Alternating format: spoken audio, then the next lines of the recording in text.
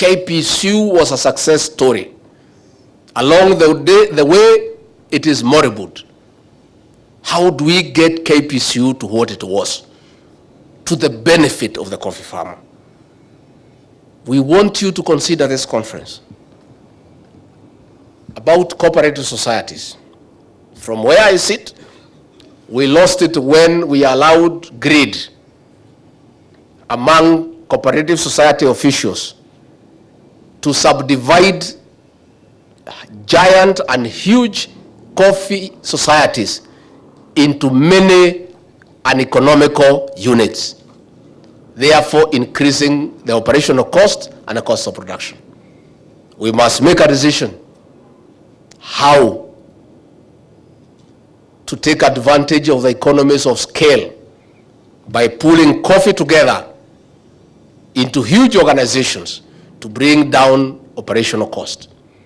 And I want to say, after these societies were subdivided into uneconomical units, everybody wants to be a leader. And the marketers have corrupted our cooperative societies and their officials. In fact, during elections for societies officials, the campaign is even more funded than the presidential campaign.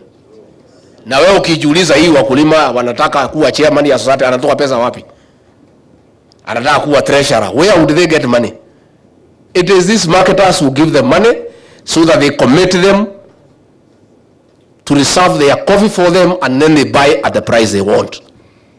We want this conference to consider that we shouldn't allow any marketer to go and commit coffee beyond the season.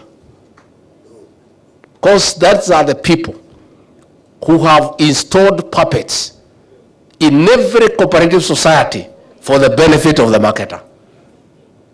And this conference must deal with that through coming up with mechanism on how we put laws to protect cooperative societies.